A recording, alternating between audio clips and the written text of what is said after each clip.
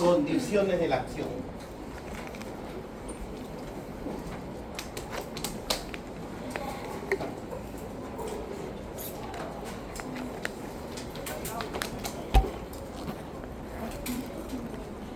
Condiciones de la acción. ¿Cómo? Sí, sí, sí. Sí. No, lo grabado. Es que no me calzón. Es que yo estoy escribiendo y como que rapidito lo pruebas la lista y ahí como que ya no. ¿Cómo?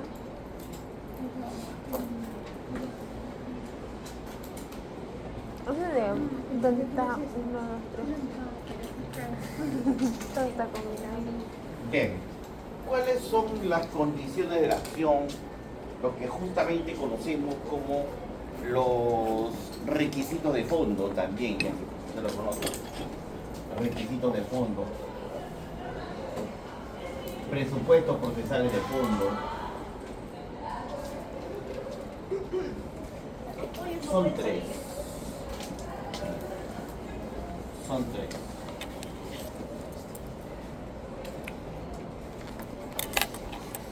El primero, lo que es la voluntad de la ley.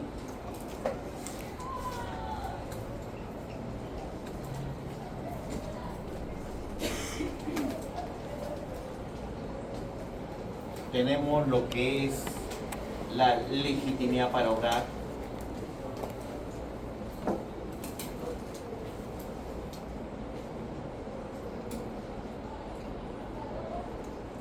Y lo que es el interés para obrar.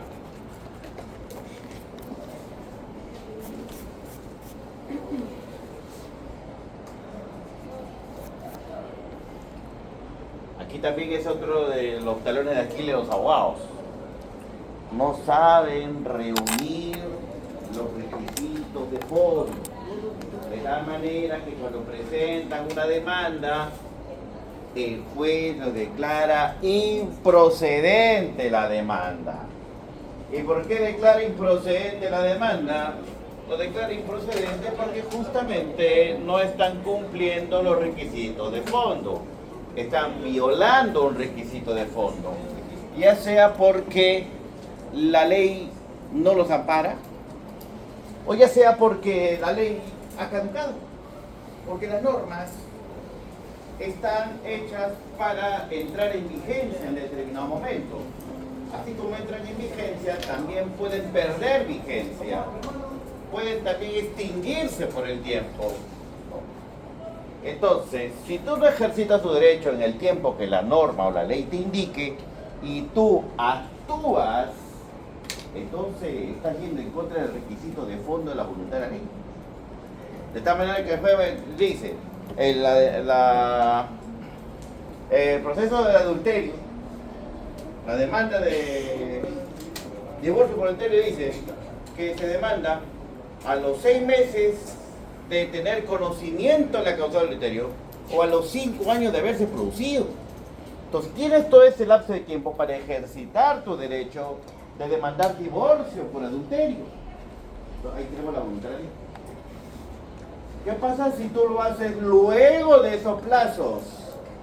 Si demandas, te declara improcedente por incumplimiento de un requisito de fondo. Porque no estás cumpliendo con la voluntad de la ley. La voluntad de la ley dice que tienes que ejercitarlo en ese plazo establecido. Más allá de eso, la ley no te ampara de ese plazo. Por eso es muy importante la voluntad de la ley, ¿no? Los derechos no se pueden ejercitar por siempre, a menos que la ley diga que tu derecho es imprescriptible. Es otra cosa. Si la ley dice que tu derecho es imprescriptible, entonces vas a poder accionar en cualquier momento de tu vida. Por ejemplo, son pocas las normas, son pocos los derechos imprescriptibles, entre ellos la acción reivindicatoria, entre ellos también el tema, por ejemplo, de petición de herencia. Si un heredero es olvidado en una sucesión intestada, puede pedir que se le declare heredero a través de la petición de herencia. Ese derecho es imprescriptible. No se puede prescribir el derecho de ser heredero. Pero van a hacer, la norma te lo tiene que decir expresamente. Vamos entonces. Eso es como un preámbulo. Efecto también, ¿no? La misma persona afectada es el mismo que acude al proceso legitimado.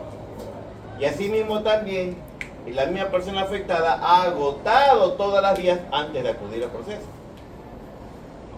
Por eso implica que estos requisitos sean de fondo. La vulneración de esto hará que la acción no cumpla los requisitos de fondo, y si presentas una demanda incumpliendo esos requisitos, la demanda será declarada improcedente al amparo del artículo 427 del Código Penal. ¿A qué se entiende entonces con la voluntad de la ley? Implica la posibilidad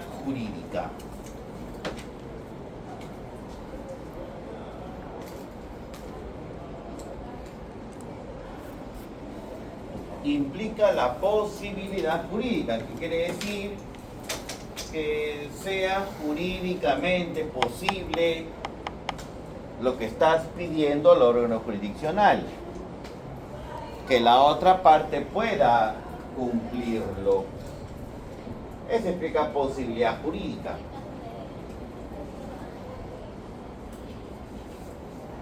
Que se pueda materializar. Nadie está obligado a hacer lo imposible.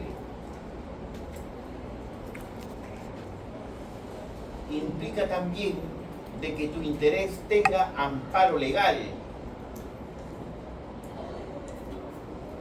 Amparo legal, ¿qué quiere decir esto? Que tu interés que estás pidiendo en la demanda debe estar sustentada en una norma jurídica.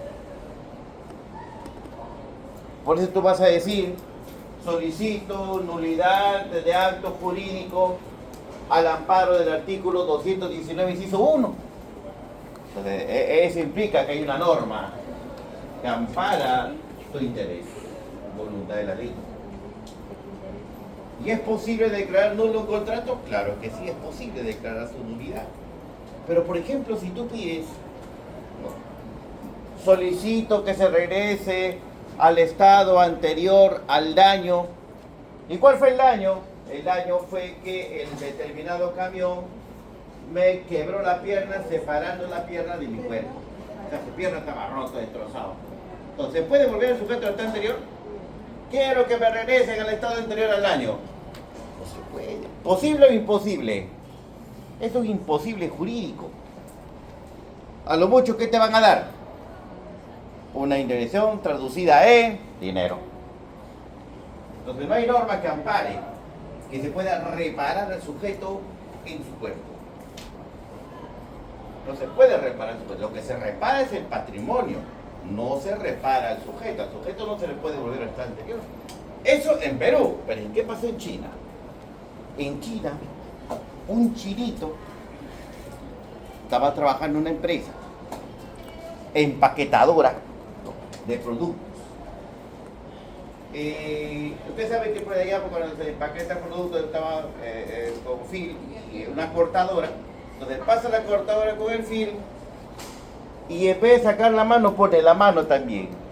Entonces, ¿qué cortó? Cortó el film con su mano. Sale empaquetado su mano. Y cuando se dio cuenta, sale el paquete de su mano. Entonces, ¿qué pasó? La chinita gritando como chino, ¿no? Entonces, ¿qué hicieron? Agarraron la mano que estaba expuesta, no se había cercenado, lo pusieron en hielo. Y ahora se fue al hospital. ¿Qué hicieron en el hospital los chinitos? Lo injertaron en la pierna su mano. Y acá lo cosieron. ¿Para qué? Para que la mano que estaba expuesto adquiriera movilidad, ¿no? Y no perdiera su movilidad y su fuerza. Me injertaron. Al cabo de unos meses hicieron la operación.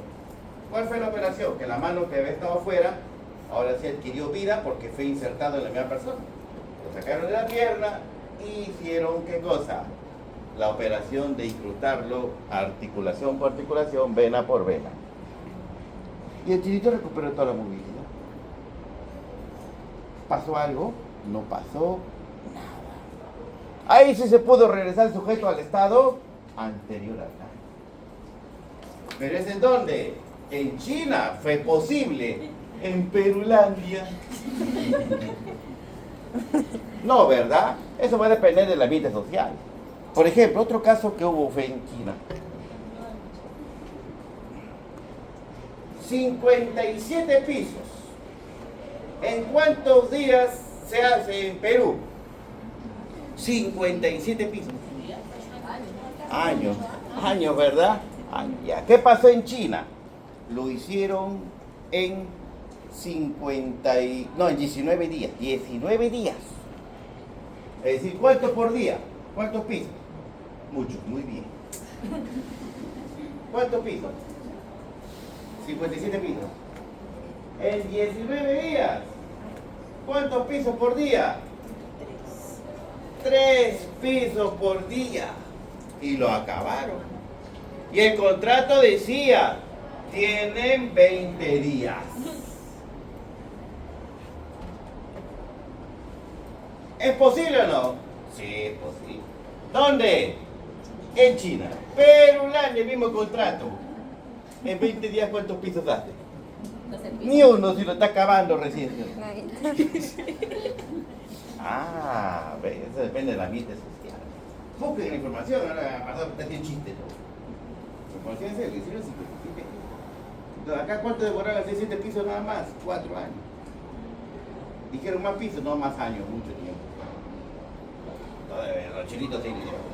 Entonces, eso implica la posibilidad, ¿no? Que se pueda materializar en la práctica. Pero así mismo también, como dije, el tema de la voluntad de la ley implica también de que ésta debe ser ejercitada en el plazo establecido en la norma. ¿Ya? Debe ejercitarse dentro del plazo que la ley señala para cada derecho. ¿Cuánto de plazo tienes para demandar la nulidad de un contrato o de un acto jurídico? Todo eso se encuentra en el artículo 2001 del Código Civil. Artículo 2001 del Código Civil.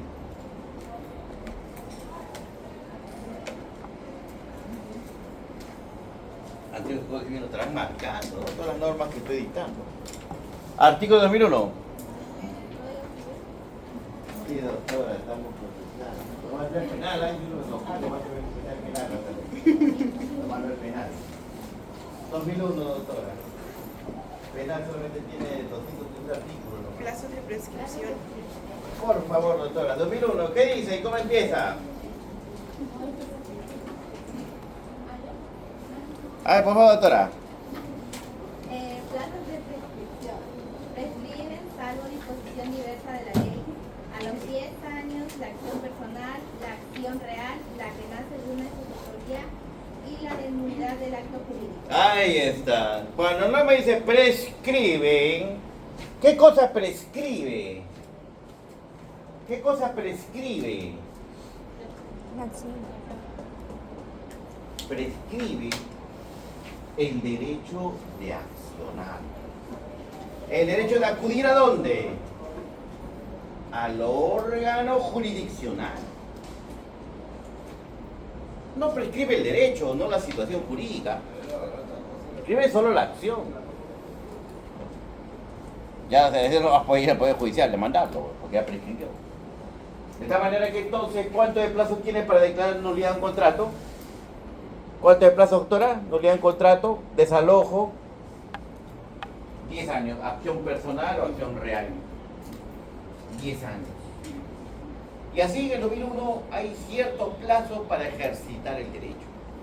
Si no lo haces dentro de ese plazo, ¿qué condición de la acción estás vulnerando? La voluntad de la ley. Y si demandas, el juez ¿cómo va a declarar tu demanda? Liminarmente improcedente. Y si no se dio cuenta, en el momento en que declara la demanda, lo hará en la sentencia. Por eso que la sentencia, ¿cómo lo va a declarar? Igual, lo declara improcedente.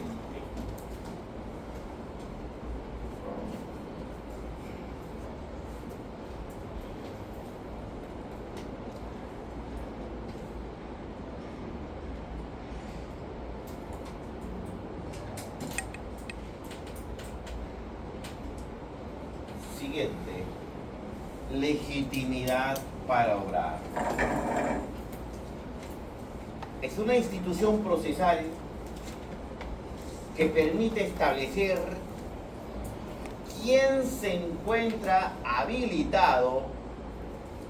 Es una institución procesal que permite establecer quién se encuentra habilitado para formular válidamente, que permite establecer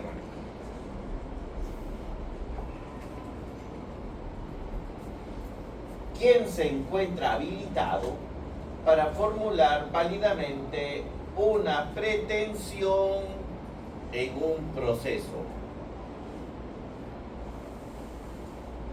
¿Y se encuentra?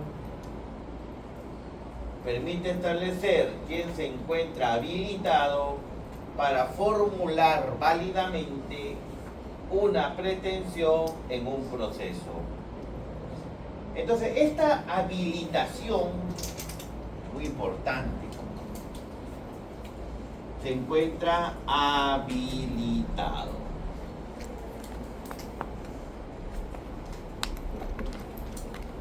Esta habilitación está dada por la relación que tiene quien actúa como parte. Está dada por la relación que tiene quien actúa como parte con la pretensión planteada. ¿Qué relación tiene esta persona que está ejercitando la acción con esta pretensión? Vamos entonces. ¿Qué dice la pretensión? A ver, imagina cualquier proceso que se le venga a la mente. Cualquier proceso, doctora. Administrativo. Alimentos. Alimentos. De menor de edad. Miren, alimentos de menor de edad. Bien, listo. ¿Qué relación tiene él con él? Ella es la madre del hijo. ¿Está habilitada o no? Sí. Pero imaginemos que sea, por ejemplo,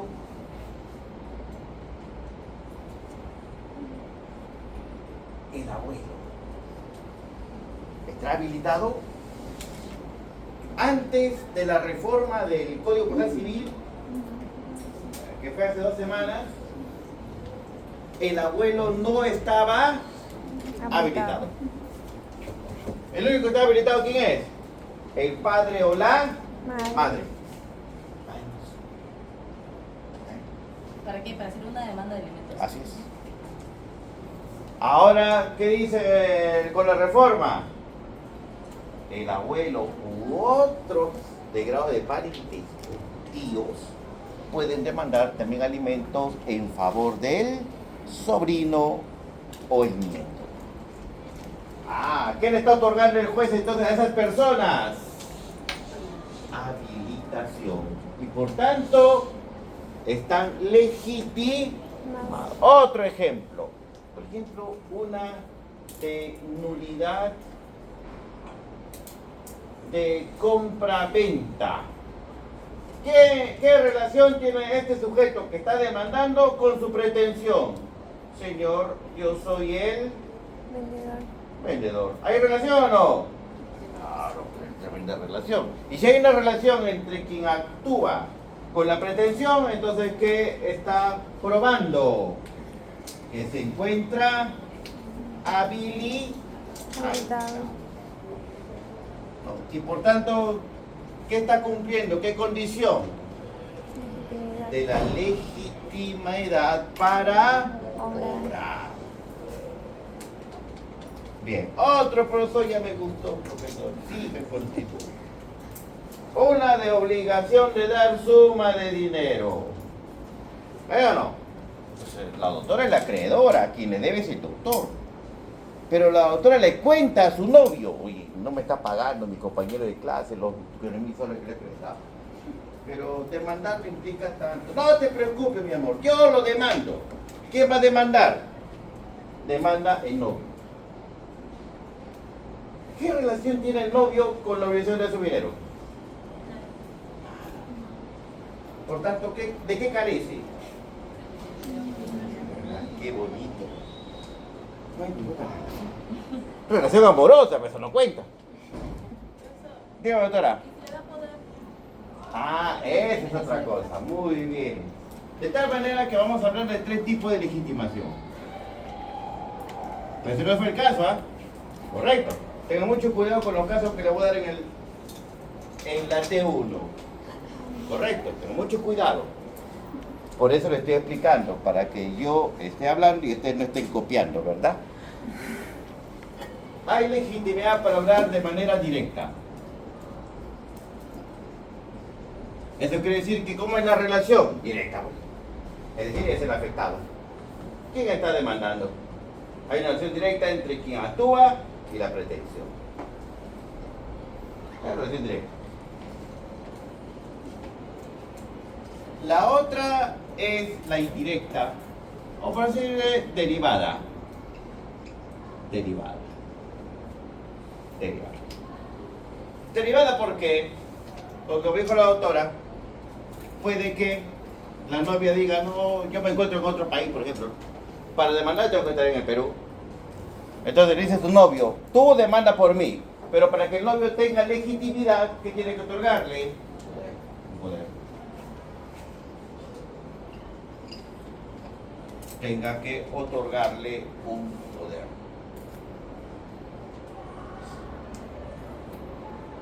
Un poder. Entonces, ¿tendrá legitimidad quien tiene poder? Claro que sí, está legitimado. Pero no va a actuar en nombre propio, actúa en nombre ajeno, ¿no? Actúa en nombre de otro. No actúa en nombre propio. En cambio, quien tiene legitimidad para hablar directa, actúa en nombre propio. El que tiene poder no actúa en nombre propio, actúa en nombre de su representante. Y tercero, doctores, es la legitimidad establecida por ley. Legitimidad establecida por ley. Por ley. Entonces la ley legitima a ciertas personas a actuar en un proceso. Pese a que no son los afectados directos, claro, pero lo autoriza. ¿Quién lo está autorizando? Lo está autorizando la ley. Por ejemplo, tenemos aquí el artículo 1219, inciso 4. Un sujeto que puede actuar no porque él tenga una relación directa e inmediata con la pretensión, no. Pero la ley dice que puede actuar en nombre de él. Pero todo porque la ley lo autoriza. Y la ley te tiene que decir expresamente. Expresamente.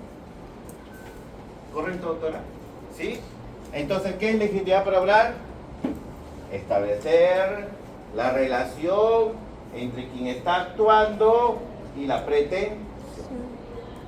Si no hay relación, entonces no está legitimado. Y si no está legitimado, la otra parte puede interponer excepciones. Por ejemplo, legitimidad, falta de legitimidad para hablar del demandante. Entonces, directa, capaz después lo declara improcedente.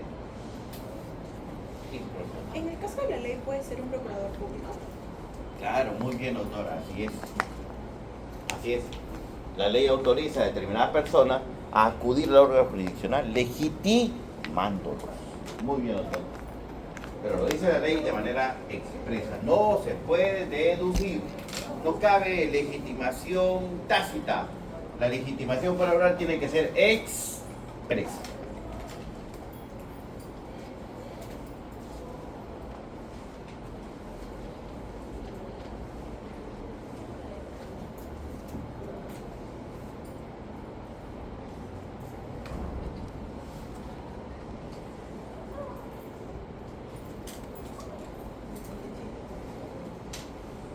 entonces, doctores, quien acude al proceso debe ser quien se encuentra habilitado conforme al derecho material.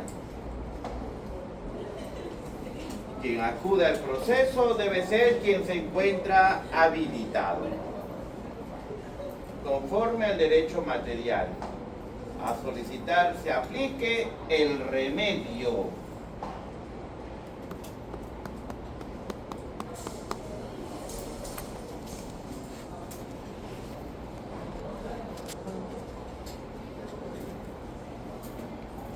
Entonces, como decíamos, esto sería una legitimidad para obrar ordinaria, directa.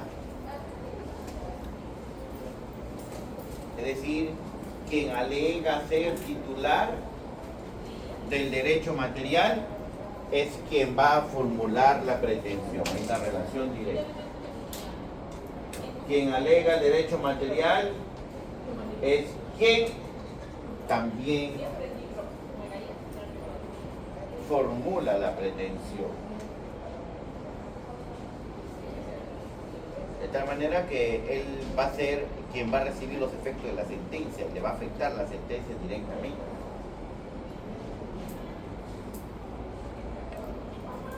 Y legitimidad para obrar extraordinaria serían los dos. Extraordinaria. ¿Por qué se dice extraordinaria? Porque esta persona no es el titular del derecho. Pero ¿por qué demanda en nombre de esta persona? ¿Qué cosa está premunido? Premunido de un poder. O premunido por la ley.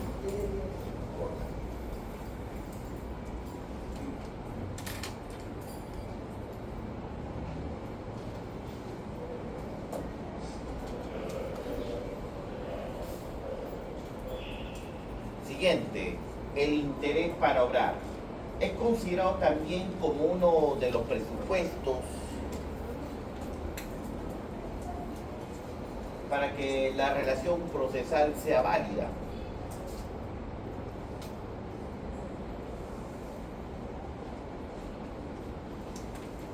Que se relaciona con la necesidad de acudir a la tutela jurisdiccional y su utilidad.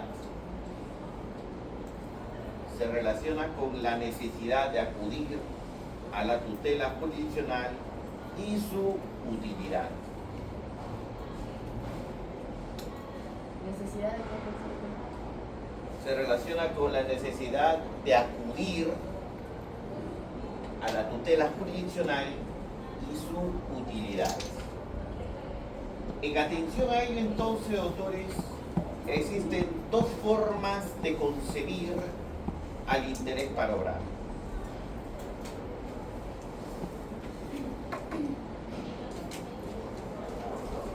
Dos formas para concebir al interés para obrar. Interés para obrar en el medio.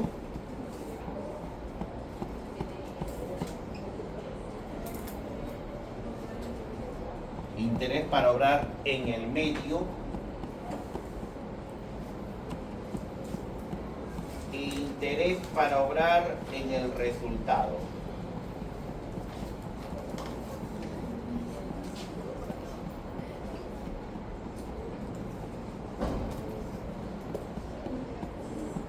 Interés para obrar en el medio e interés para obrar en el resultado. Vamos al primero. ¿Qué significa interés para obrar en el medio? Exige establecer un juicio de necesidad del proceso. Nuevamente, exige establecer un juicio de necesidad.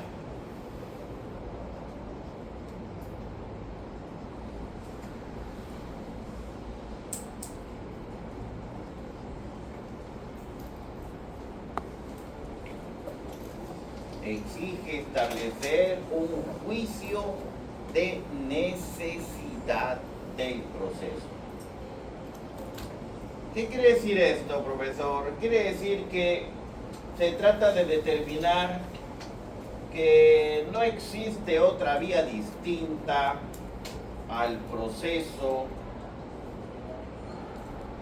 no existe otra vía distinta al proceso para formular el remedio que ha sido planteada con la pretensión.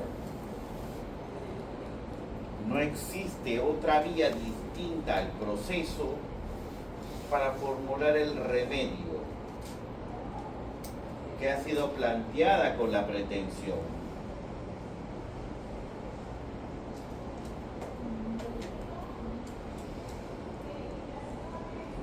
Entonces, en este punto se hace preciso distinguir dos hipótesis. ¿Cuáles son esas dos hipótesis? Que puede ser una vía previa o una vía paralela.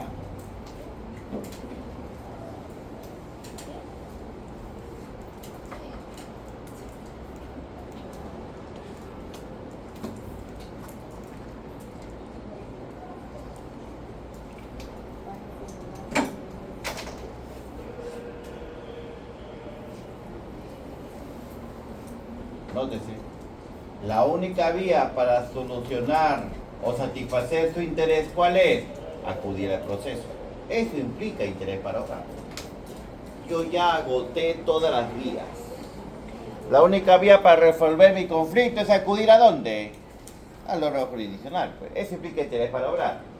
En el medio. Juicio de necesidad. ¿Y eso de qué va a depender? De dos hipótesis. Vía previa. Es una etapa anterior al inicio del proceso.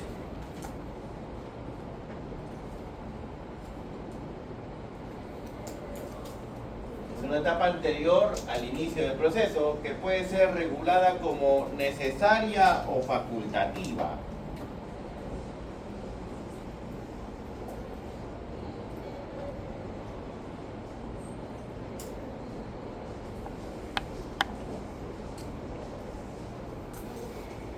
Que puede ser regulada como necesaria o facultativa. ¿Cuándo es necesaria? Es necesaria cuando acudir a ella es obligatorio. Es obligatorio por acuerdo entre las partes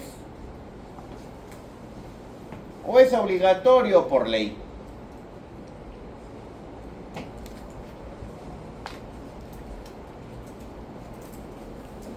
Es necesaria cuando acudir a ella es obligatorio por acuerdo de las partes o porque así lo dispone la ley. Entonces, ¿qué pasa si tú no agotas la vía previa? Se llama agotar la vía previa. Si no agotas la vía previa, la necesaria, ¿habrá interés para obrar? ¿Habrá interés para obrar?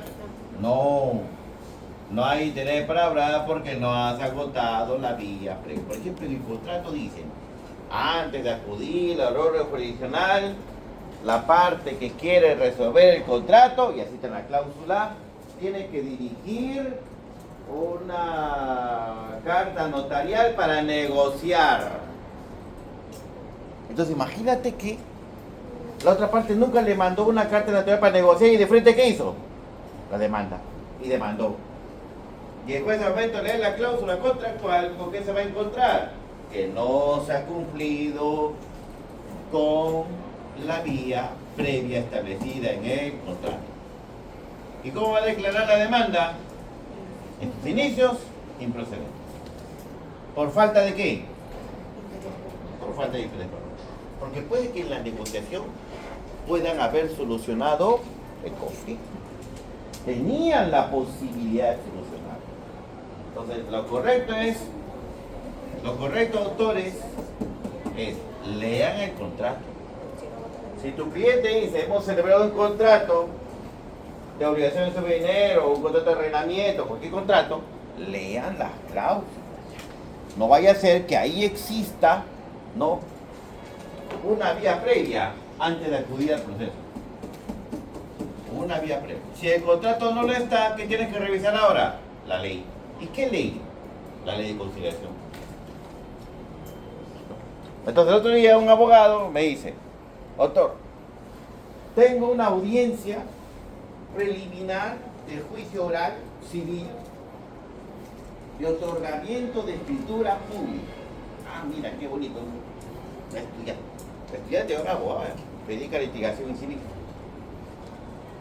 Estaba preparado en temas sustanciales, teóricos, preparado en todo lo que es el tema de los actos jurídicos, formalidad, ¿no? Todo el tema del otorgamiento de escritura pública, la obligación, ¿qué es la obligación? Está preparadísimo.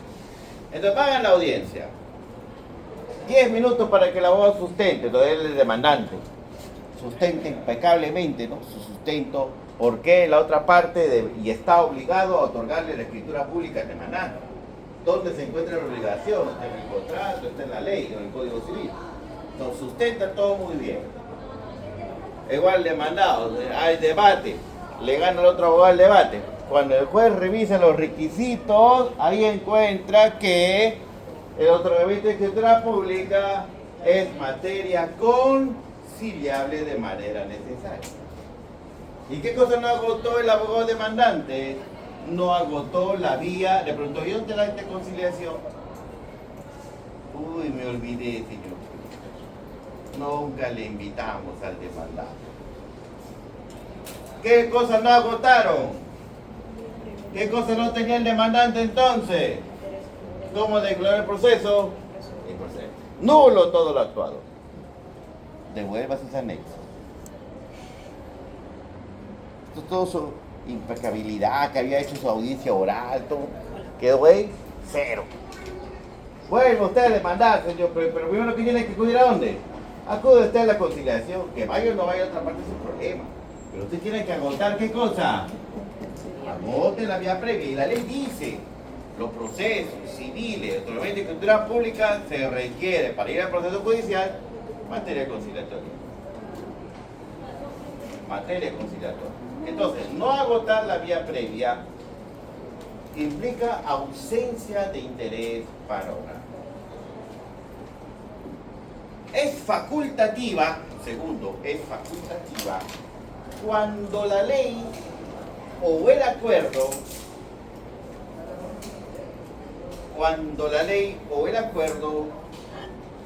habilitan la posibilidad. Es facultativa cuando la ley o el acuerdo habilitan la posibilidad de acudir a una vía distinta al proceso. Nuevamente, es facultativa cuando la ley o el acuerdo habilitan la posibilidad. Nótese, la posibilidad. No es como el primero que tiene que ser obligatorio. Acá no, acá habilitan la posibilidad de acudir a una vía distinta al proceso. Entonces el contrato dice, como cláusula, o puedes mandarme una carta notarial o puedes ir directamente al proceso. ¿Eso qué es? Eso es facultativo. Eso es facultativo. Te da la posibilidad de elegir. En cambio, en el primer caso, ¿qué puse? Antes de acudir al proceso, tienes que enviarme una carta notarial para negociar. Eso no es elegir. ¿Eso qué cosa es? Eso es obligatorio, necesario. Estoy dando los ejemplos, ¿eh? Cuidado con el examen. Entonces, no acudir a esta vía previa facultativa genera falta de interés para obrar. ¿Genera falta de interés para obrar? No. Si no acudes a la vía previa, no genera ausencia de interés para obrar.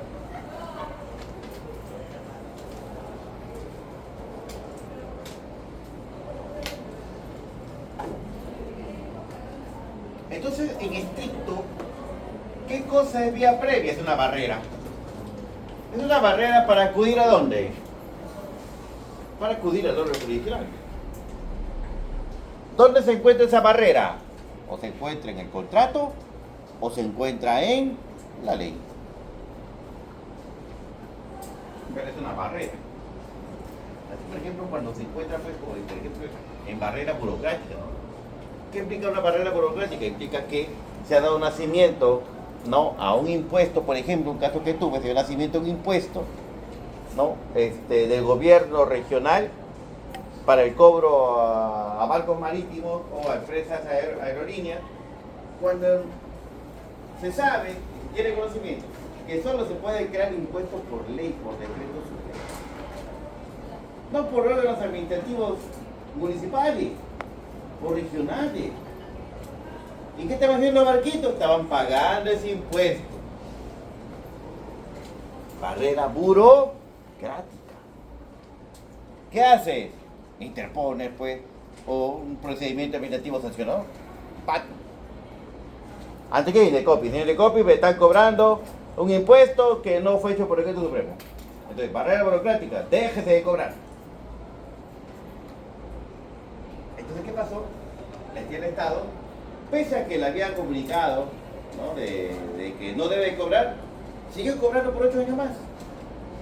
Y los barquitos seguían pagando. Entonces, ¿cuál fue el informe que me pidieron? ¿Se puede o no se puede cobrar una indemnización? Clarísimo. Clarísimo. ¿Por qué? Porque pese a que se estaba comunicando que no debe cobrarse por ese cobro administrativo, lo están cobrando por 8 años más, entonces están causando un daño emergente. ¿A quién? A las empresas, a los barquitos y a las empresas aéreas. Entonces son barreras, pues no son barreras, son barreras que se levantan y no permiten, pues, acudir directamente al órgano jurisdiccional. Entonces las vías previas son barreras que te permiten a ti no acudir directamente al órgano jurisdiccional. ¿Por qué? Porque primero tienes que agotar. Primero tienes que agotar. Porque normalmente, si no, una persona acude al órgano jurisdiccional de manera directa, rápida. No hay barreras, no debería haber barreras. Pero el Estado y el sistema o las partes pueden crear esa barrera. Ya sea obligatoria o ya sea facultad, se puede crear.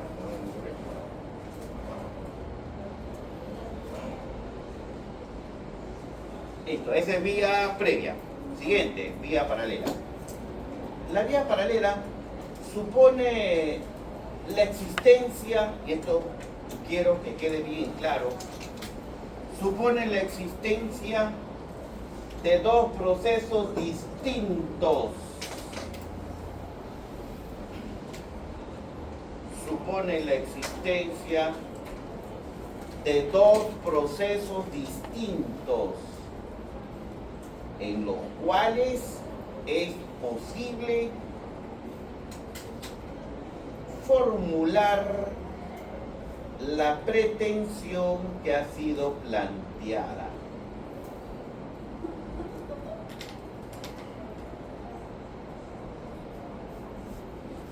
La vía paralela supone la existencia de dos procesos distintos en los cuales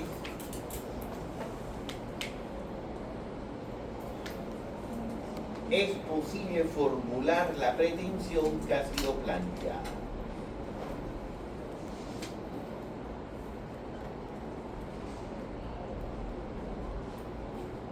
¿Cuáles son entonces las vías paralelas? Son tres.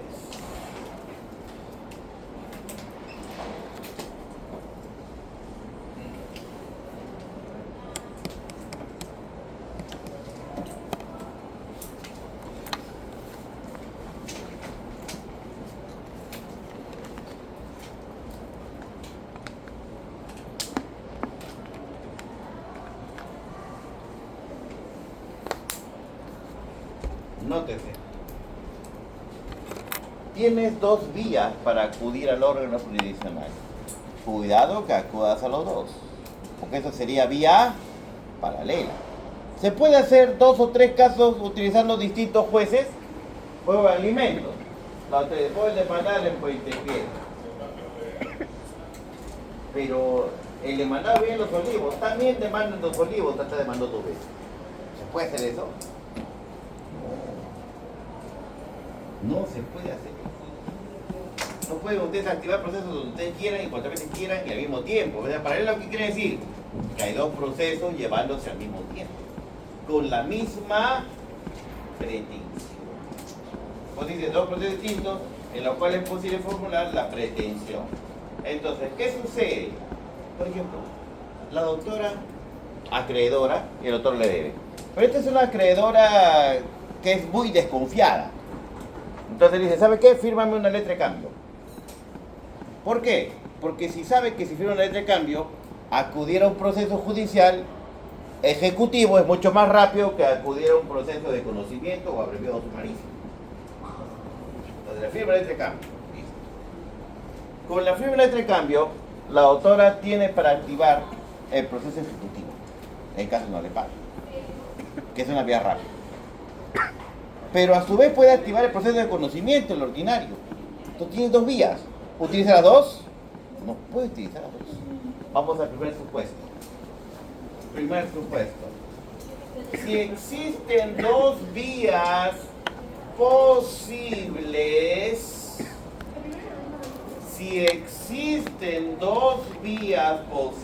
que es el caso, la doctora tiene expedito para irse por la vía ejecutiva o por la vía de conocimiento o abreviado sumario, o vía ordinaria, ¿no? Si existen dos vías posibles, sin que exista entre ellas un grado de preeminencia,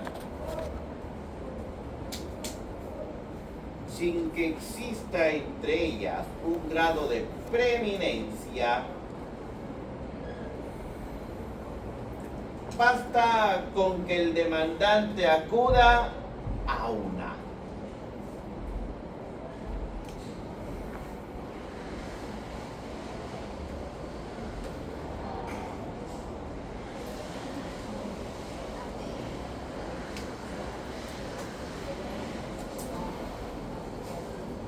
Basta con que el demandante acuda a una.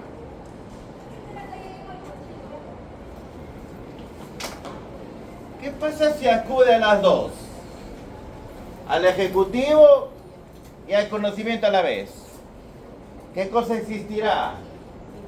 Ausencia de interés para uno. No le va a cobrar dos veces. El juez de ejecutivo dice, páguese la suma de 50.000. Y el otro ordinario 50.000. Pero si le debe solo 50.000, no 100.000. Eso es la forma. Se llama litispendencia. A eso es lo que se conoce como litispendencia. ¿Qué tal, doctora?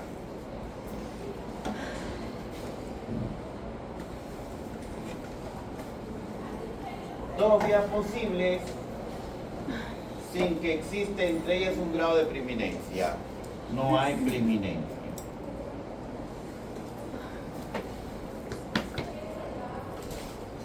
Y si no hay preeminencia, solo se elige una.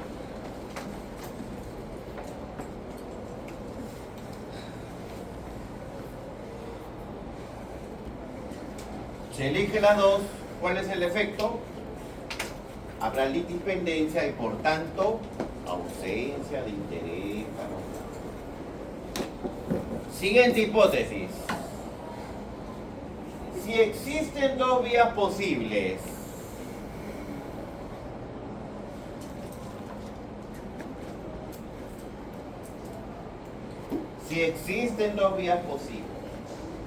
pero existe preeminencia,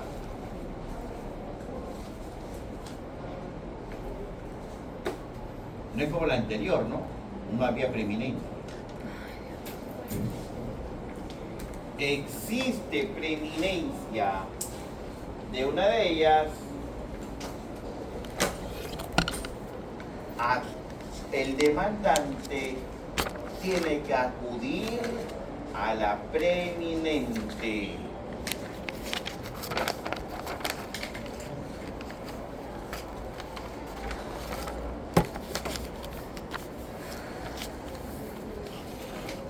El demandante tiene que acudir al proceso preeminente y no a la subsidiaria. o residual.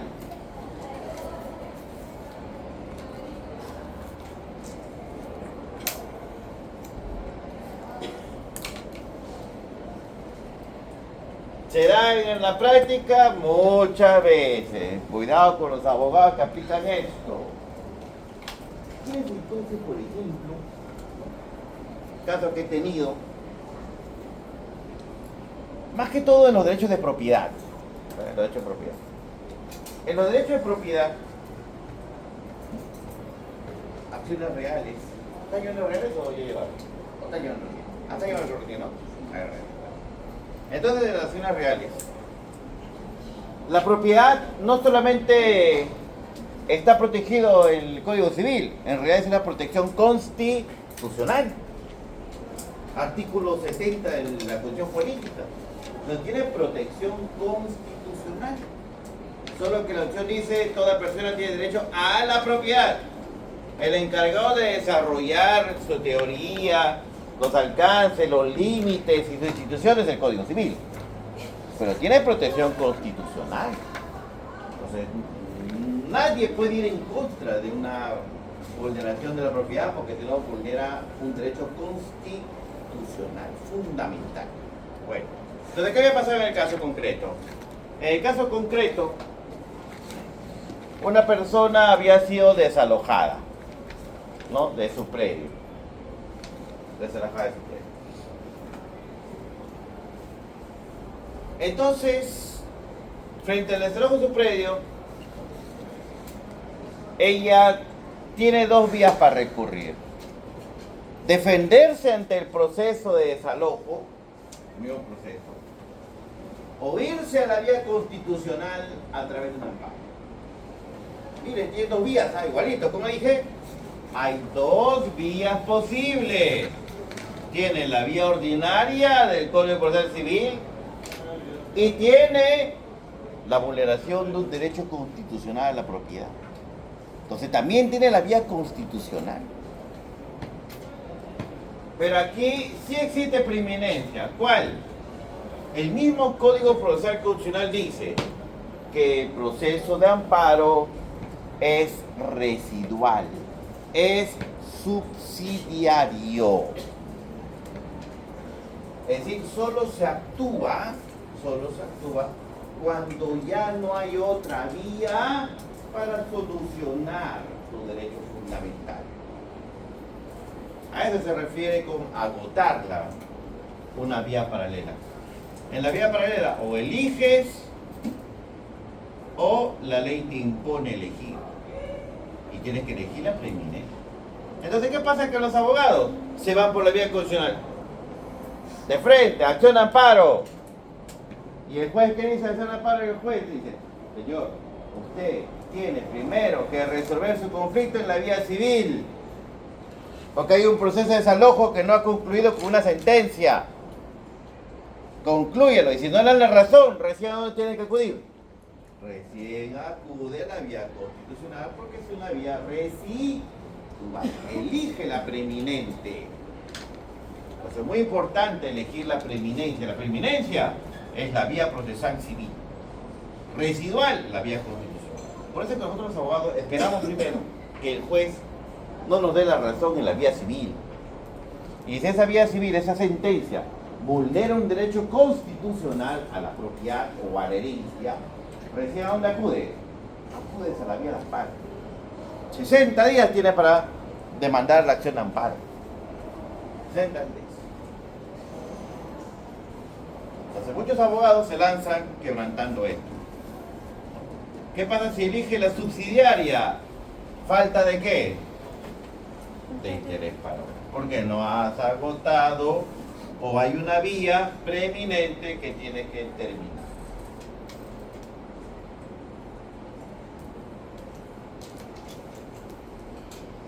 Ahora sí.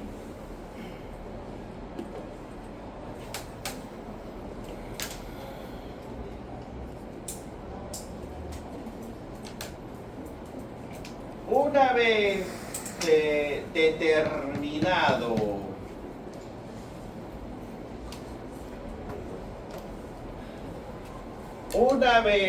que fue determinado, ya. Determinado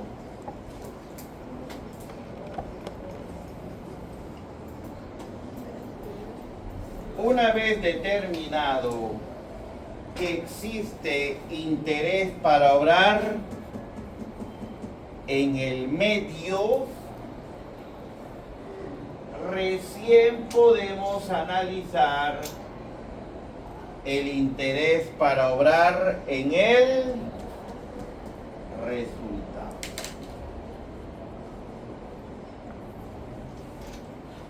Ya hemos dicho, pregunta de examen. El interés para obrar en el medio. ¿Qué juicio se requiere? Plagín. ¿Qué juicio dice ahí? Juicio de necesidad.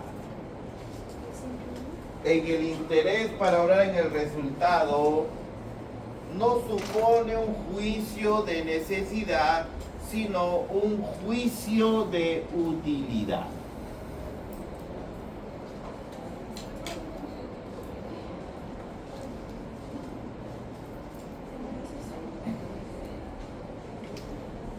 Un juicio de utilidad.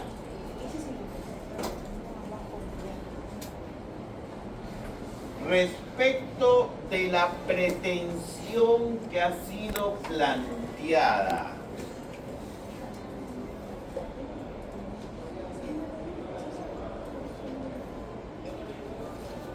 Respecto de la pretensión que ha sido planteada en la demanda.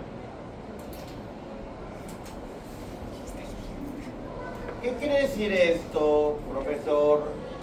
Es que se quiere garantizar que el remedio que el sistema jurídico prevé, es decir, por ejemplo, desalojo, acción reivindicatoria, petición de herencia, nulidad, el remedio que el sistema jurídico prevé para la protección de un derecho sea útil para el caso específico. Por eso juicio de utilidad. Sea útil para el caso específico.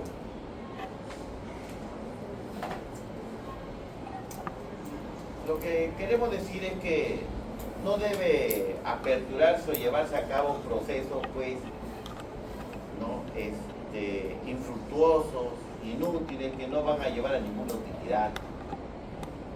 Por eso es que se requiere de dos tipos de interés en el medio e interés en el resultado. Entonces, aquí la pregunta que hay que formularse es si en el caso concreto y en la hipótesis en la cual se declare fundada la demanda, yo obtendría como demandante algún tipo de satisfacción con ese remedio. Entonces, por ejemplo, que la doctora demande obligaciones de ese dinero a alguien que no tiene, pues, dinero. Es como, por ejemplo, yo cuando hablo sobre responsabilidad civil. Doctor, ¿y qué pasa si la persona que tiene que pagar la elección no tiene plata? Ni casa, ni bien, ni nada. Le ajusta su ropa. Pregunta. ¿Tendrá interés para obrar en el medio o no? Claro, lógico, sí, va a acudir a la vía previa, conciliación, todo. Pero pregunta, ¿la sentencia será útil para él? Y dice, pague de 1 millón de soles.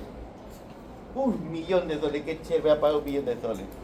Y la pregunta es, ¿cómo se materializa eso? Si el hombre no tiene ni dónde caerse, o sea, tu flaco. Claro, ¿será útil la sentencia? Luego poner el cuadro en mi casa y mi sala para que después me declaro fundado y demás. ¿Tiene utilidad? No tiene utilidad. Por tanto, ¿de qué se hablaría ahí? De falta de interés para obrar en qué. Falta de interés para obrar en el resultado. Entonces, por ejemplo, si la persona que trabaja en la organización le embarga su casa, ¿sería útil o no llegar hasta la sentencia? Claro, sería útil porque sé que le voy a cobrar. O no, por ejemplo, tienes suerte ese día y te atropelló Coca-Cola. Entonces Coca-Cola, lógico, necesitas embargarle. Basta con el nombre, suficiente. ¿Te va a pagar o no? Claro que te va a pagar. Claro, no demandes al chofer. ¿A quién vas a demandar? Demandas a la empresa, ¿no? Hasta, por ejemplo, en los casos que les he dado a ustedes. ¿Cuánto era la indemnización que se le pedía a los médicos o a las clínicas? ¿Y cuánto el juez otorgaba? A ver, ¿quién tiene el mayor monto? Ahora sí les toman el examen. Ya, bueno. Eran 3 millones. ¿Cuánto? De la semana pasada eran 3 millones. Ajá. ¿En la casación? Sí, de la semana pasada. 3 millones y medio. 10.000. Bueno, solo eran 10.000. 15.000. ¿Se asegura 3 millones? En la ¿Sí? Sí, de la semana pasada. 3 millones. Y medio. Entonces, 500.000. estás demandando una clínica. ¿Es factible o no que eso se materialice? A una clínica. De embarga, ¿sí, no? La clínica tiene plata para pagar. Entonces es factible. Hay un interés para hablar en él. Resulta decir, tu sentencia te va a ser útil a tu pretensión. Se va a poder materializar. A eso se refiere con la utilidad. Pero si sabes de antemano que la otra parte, pues, no tiene plata, está a punto de morir, está con cáncer terminal, ¿te es útil demandar? ¿Te es útil que tu sentencia te sea factible? No, mejor te ahorras. Por eso mejor no acudes a la jurisdiccional. No. Bien. Entonces, esto es lo que tienen que reunir, doctores, antes de iniciar o incluso de redactar la demanda. A tu cliente, tú tienes que ver si realmente su interés está tutelado en una norma. Si tu cliente te trae medio probatorio, tráeme el contrato, ¿vale? Capaz no aparece tu nombre. Y si no está su nombre de él, ¿cómo va a demandar? No está habilitado. Y tercero, vamos a leer ¿qué cosa? El contrato. O vamos a leer la ley de conciliación. Ahí te dice si es la vía previa. Y puede que veas que existan varias vías para demandar. Tienes que tener en cuenta, si son vías donde no hay preeminencia, escoge una. Cuidado que demandes dos paralelas. Si tienes pendencia. Si hay dos vías, pero si tienes preeminencia, escoge la preeminencia, no la subsidiaria. Una vez determinado el interés en el medio, ¿es útil o no es útil la demanda, que es el resultado? La demanda es mi pretensión. ¿Voy a poder materializarla? Ahí radica.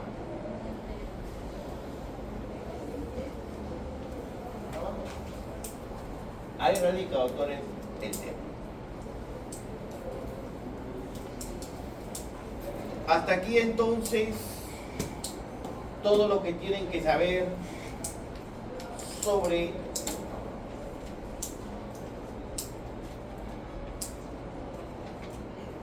el tema de la acción. Estamos en la acción de manera singular, unilateral. ¿Qué pasa cuando hay concurrencia de acciones? Acumulación.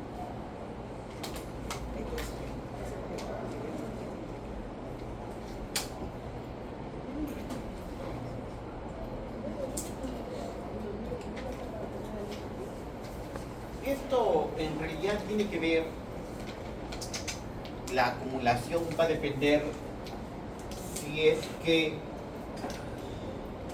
aquí hay un sujeto llamado demandante, sujeto llamado demandado y hay un juez. Nótese cómo es ahora el proceso, ¿ya? Lo voy a enseñar una sola vez. ¿A dónde se acude el demandante con su derecho de acción? al juez. ¿Correcto? El demandante inicialmente, para activar el proceso, tiene que acudir al juez activando el derecho de acción, autónomo, público, abstracto y subjetivo. El juez va a comunicarse con el demandante a través de actos procesales que luego vamos a ver. Hay una comunicación entre demandante y juez inicial. El juez recibe la demanda. ¿Le corre el traslado a quién? Le notifica al demandado. ¿Qué le va a notificar al demandado? Muy bien. Por eso que la pretensión, ¿a quién se dirige? ¿A través de quién? No es que el demandante de frente le va a comunicar al demandado, no. Eso es con cartas notariales. La carta es indirecta, no es demandante y demandado. En la carta notarial no existen partes procesales. En la carta notarial lo que existen son partes materiales, sustanciales, pero no partes procesales. La parte procesal nace cuando acudes al proceso judicial. Bien. El demandado contesta, ejerce su derecho de contradicción. Y hay un derecho de acción, hay un derecho de... ¿A quién acude? ¿Ante quién pide contradicción? Pero ¿a quién le contesta la demanda? Esto es proceso. No una relación unilateral, no una relación bilateral, sino una relación trilateral, en la cual van a ser derechos, deberes y obligaciones entre las partes del proceso. Y mírense cómo es la relación entre los tres de manera activa. Este es el proceso. No es un contrato, no es un cuasi contrato,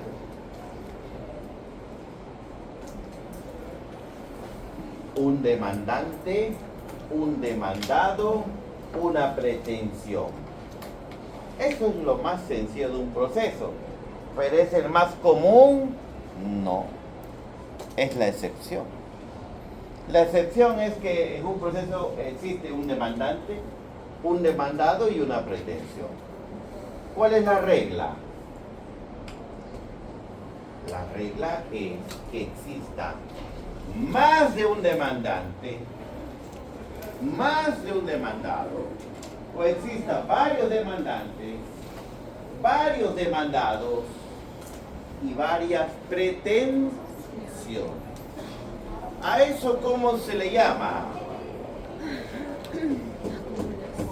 A eso se llama acumulación, donde existe una pluralidad, no solo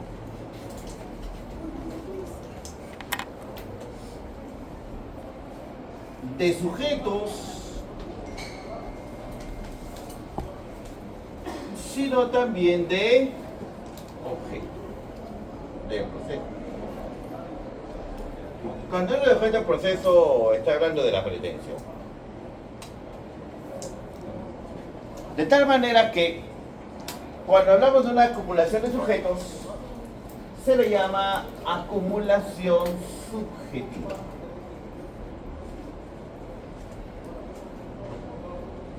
Vamos a poner aquí acumulación de pretensiones, ¿parece?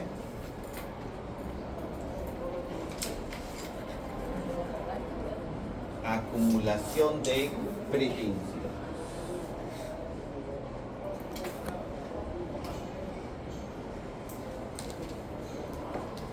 Ahorita vamos a ingresar a lo que es una pretensión. Y a eso se le llama acumulación objetiva.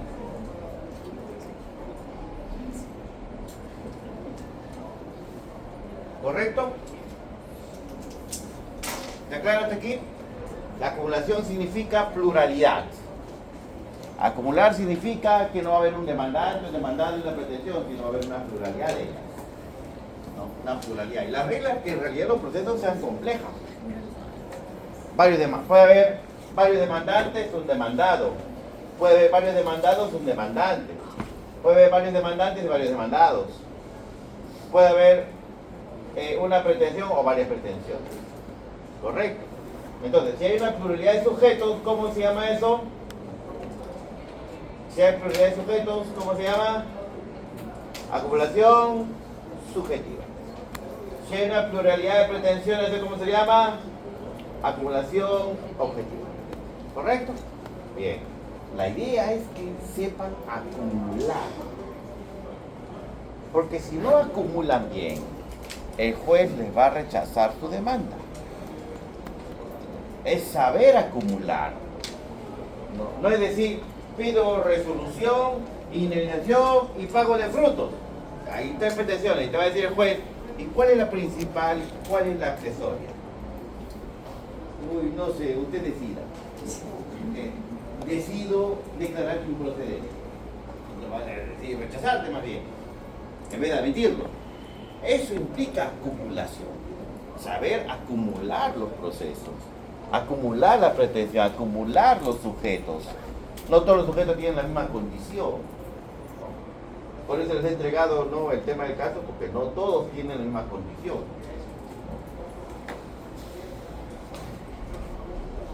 Bien. Entonces, cuando hablamos del tema de la acumulación subjetiva,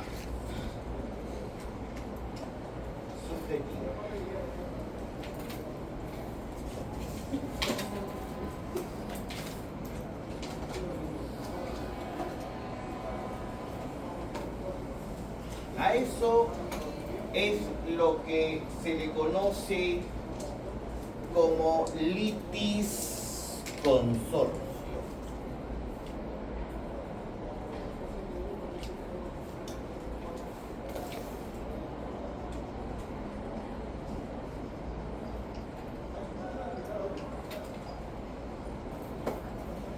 A esto es lo que se conoce como la institución de litis consorcio.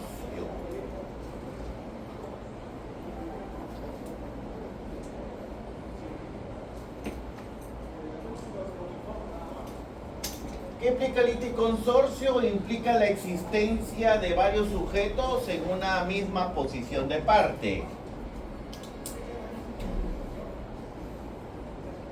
Nuevamente, implica la existencia de varios sujetos en una misma posición de parte. ¿Sí? Implica la existencia de varios sujetos en una misma posición de parte. Ustedes saben que solamente hay dos partes, ¿ah? No me voy a decir, son 5 personas, 5 partes. No. Son 10 personas, 10 partes. No, cuidado. Solamente hay parte, demandante y parte, Demandado. nada más. Solo hay 2 partes en el proceso. Cada parte puede contener o un sujeto o varios sujetos. A eso se refiere con acumulación. Uno o varios. Entonces, cuando son varios sujetos, ¿cómo se llama eso? Litis consorcio. Si son varios sujetos de la parte demandante, litis consorte activo. Si son varios sujetos de la parte demandada, litis consorte pasivo.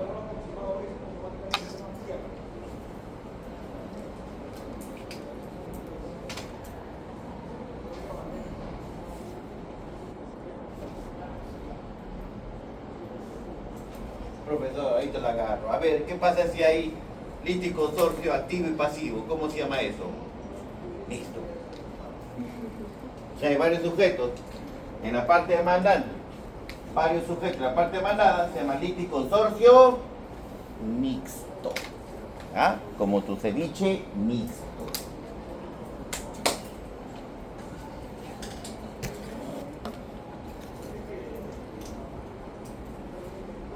Ahora, hay una clasificación de litis consorcio en relación con la pretensión.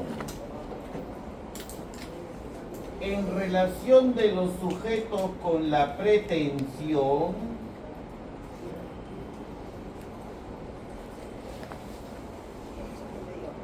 el litis consorcio se divide en tres: necesario,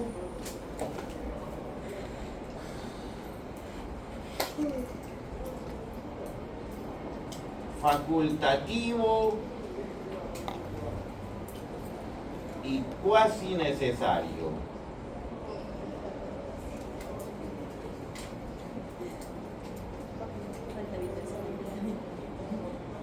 Nótese.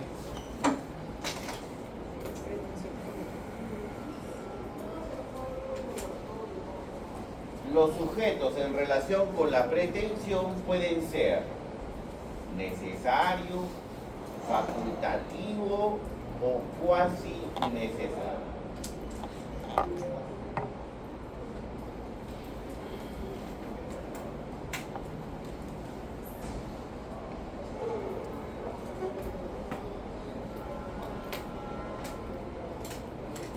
Vamos al primero.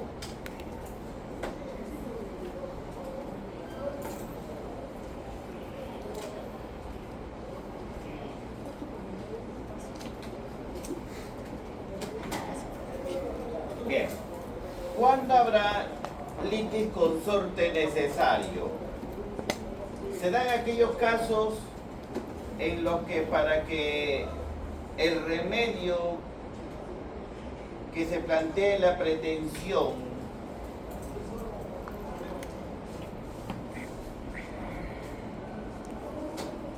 será en todos aquellos casos en los que para que el remedio que se plantea en la pretensión sea eficaz,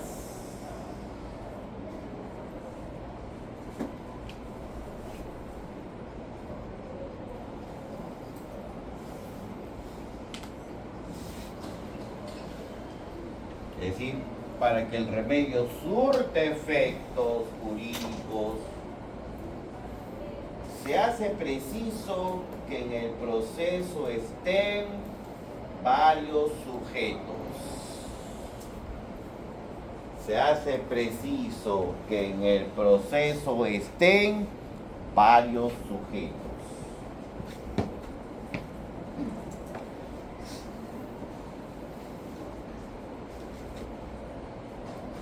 Ya sea la parte demandante, ya sea en calidad de demandante o ya sea en calidad de demandado.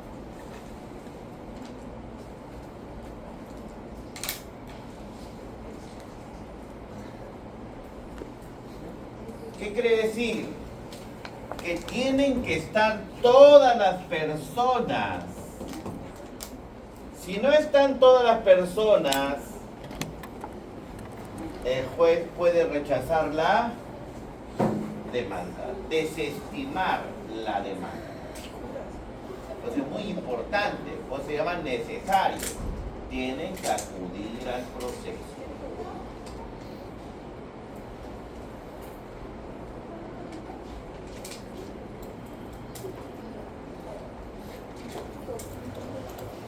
¿Y esto por qué? Porque ellos tienen derecho a ejercer su defensa. Por eso son necesarios.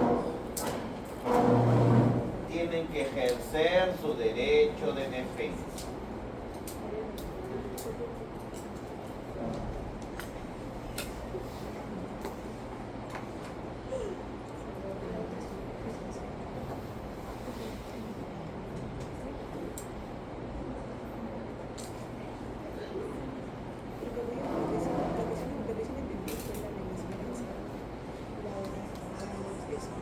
Caso, profesor. Nulidad de compra-venta. Comprador, vendedor. Comprador demandante, vendedor demandado. Pretensión, declarar la resolución del contrato. Pero los vendedores son 4 hermanos. Y él demanda solo a uno de ellos. ¿A quién le pagó? No demanda a los otros 3. ¿Qué hace el juez? Hace que los demás ingresen al proceso. ¿Y cómo ingresan al proceso? Como litis consorte necesario. ¿Le afecta o no le afecta la sentencia también a los demás hermanos? Lógico, les va a afectar. ¿Tienen o no los demás derecho de ejercer defensa? Claro, porque están en el contrato. Tienen derecho a ejercer su defensa. Por eso es que deben ingresar al proceso. ¿Qué pasa si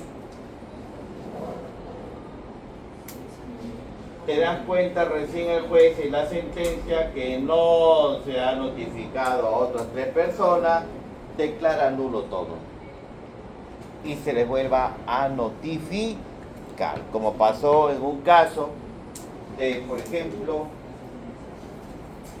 era declaración de unión de hechos. La señora había convivido con un señor más de 20 años. El señor se murió. Por tanto, nunca hicieron declaración de hecho de manera notarial. La única manera era hacerlo de manera judicial. ¿Quiénes eran los demandados? Los hijos del señor. Entonces yo conocía pues los hijos del señor, los que la señora me presentó, pues no, que habían tenido con ella, que eran 2.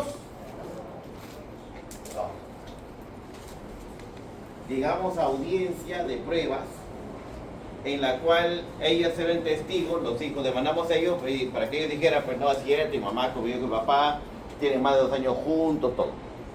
Y el juez le pregunta a una de ellas, dice, señorita, ¿y usted a quién comunicó el fallecimiento de su padre? Ah, le comuniqué a mi hermano mayor. Pero en el proceso dice que usted tiene un hermano menor. ¿Cuál mayor? Ah, lo que pasa es que mi papá tiene otros 2 hijos, uno que está en Chile y otro que... Y ahí es donde... Si usted me dijeron que no tenía 2, al final tenía ¿cuánto? 4 hijos. ¿Cómo ingresan los hijos al proceso? Como litis consorte necesario. ¿Por qué? Porque estos hijos pueden ser afectados o no por la sentencia. Claro que sí, los alcanza.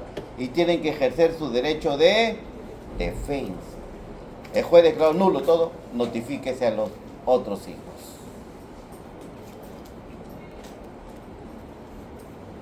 Por eso es muy importante y me he olvidado.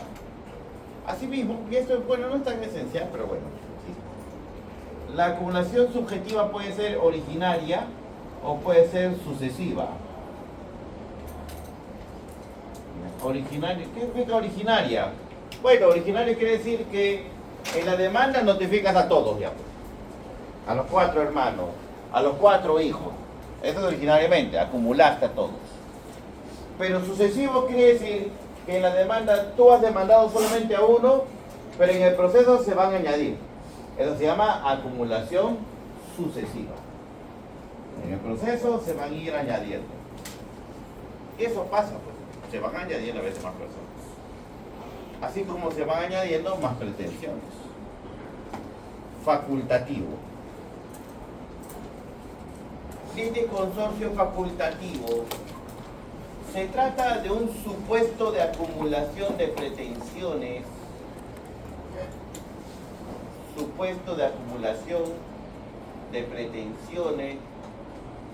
cuya titularidad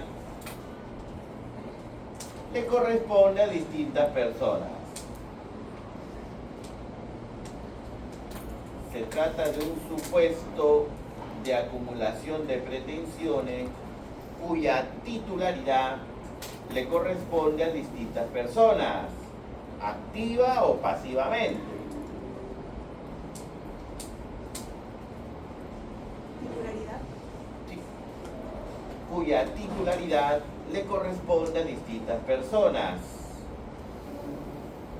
Sin embargo, por razones de conveniencia,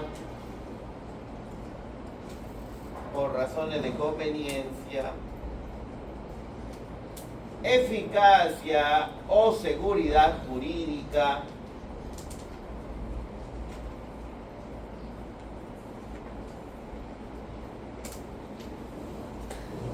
como evitar decisiones contradictorias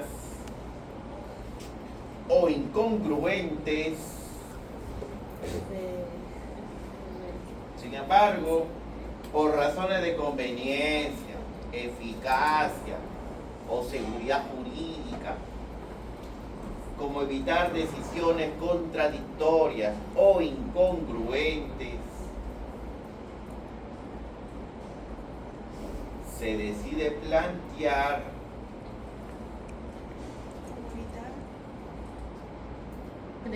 como evitar decisiones contradictorias o incongruentes, se decide plantear esas pretensiones de forma conjunta.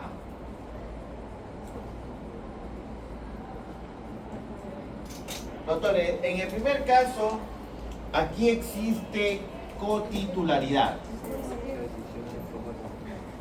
¿De forma al final qué era? De forma conjunta. Aquí existe cotitularidad. ¿Qué quiere decir esto? Que los demandados o demandantes son titulares del derecho o titulares, ¿no?, de la pretensión. Están en el mismo nivel. En cambio, en el litis consorcio facultativo, cada persona es titular de su propia pretensión.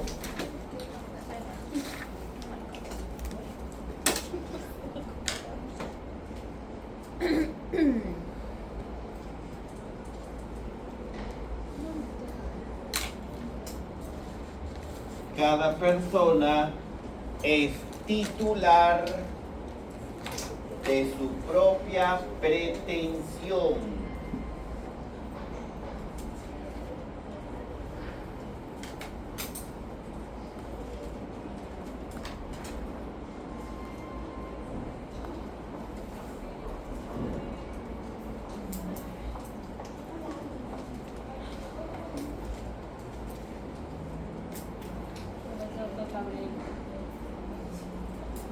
¿A qué hora? ¿A las 7? No, 6 y 10. 6 vamos a hacer. Ahorita vamos a terminar con esto, ya, para que no se pierda. A ver, en estos procesos, doctores, lo que la sentencia diga respecto de una pretensión,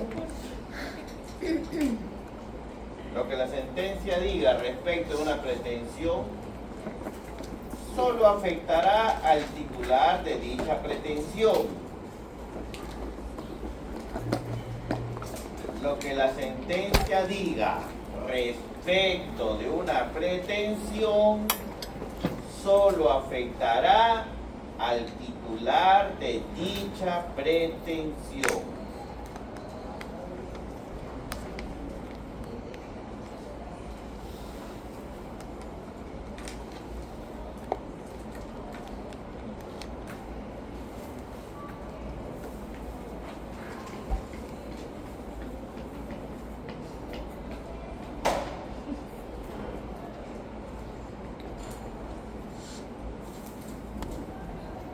Profesor, ¿y cómo se da este caso? Este caso, por ejemplo, en un mismo contrato, X se obliga a pagarle a Y y a Z.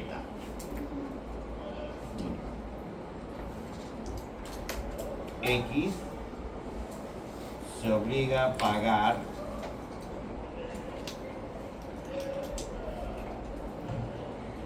a Y y a Z. Imaginemos que a Y le debe 500 y a Z le debe 700. Acreedor 1, acreedor 2, un mismo deudor. ellos pueden activar procesos distintos o no. Claro, yo me voy, no, en otro juzgado y él en otro juzgado. Pero para que sea más económico el proceso, más eficiente, y no exista sentencia contradictoria, ¿qué puede hacer el juez en este caso? Acumula. ¿Qué cosa acumula? Acumula la pretensión y acumula también a los sujetos. Entonces, si antes había Y contra X y Z contra X, ahora va a haber Y más C contra X. Eso se le llama acumulación subjetiva facultativa. O sea, acá no es que están obligados ellos a juntarse, sino que por economía procesal, no. Se hace que se unan los procesos.